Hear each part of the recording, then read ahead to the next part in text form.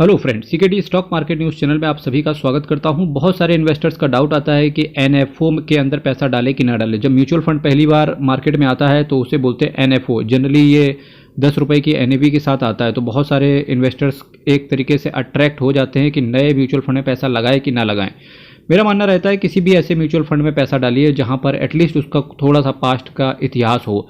Fund manager के बारे में आपको पता होना चाहिए, साथ ही साथ उसका उस फंड से रिलेटेड क्या एक्सपीरियंस है, यानी कि किस तरीके से उसने पास्ट में रिटर्न डिलीवर करके दिया है, इसके सब्जेक्ट में आपको नॉलेज होनी चाहिए। साथ ही साथ एक्सपेंस रेशियो के बारे में पता होना चाहिए।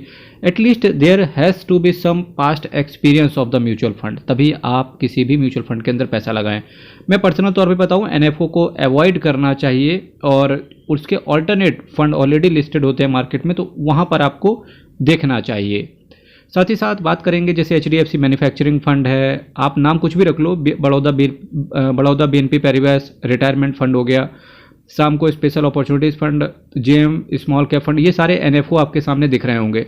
ये एनएफओ क्या है, एक तरीके से डिफरेंट नेम, कोई रिटायरमेंट बोल देगा, कोई अपॉर्चुनिटी बोल देगा, कोई मैन्युफैक्चरिंग बोल देगा।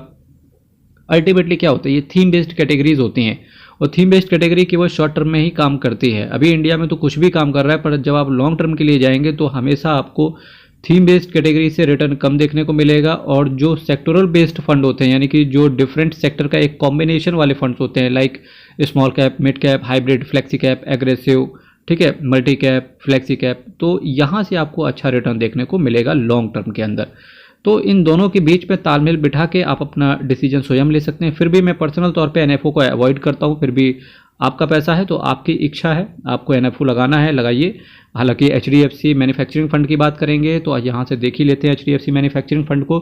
तो HDFC manufacturing fund direct plan है, चूँकि ये 26 अप्रैल से ओपन हो रहा है और 100 रुपये मिनिमम इन्वेस्टमेंट यहाँ से किया जा सकता है, क्योंकि जो एचडीएफसी है, आईसीआईसीआई है, ये जनरली 100 रुपये से स्टार्ट कर देते हैं।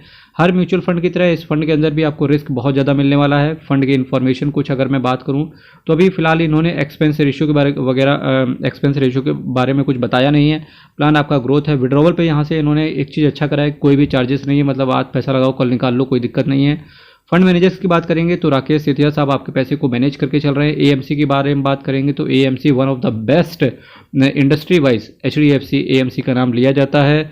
6,12,745 करोड़ का असेट्स है, जो टोटल ये 152 स्कीम को मैनेज करके आते हैं।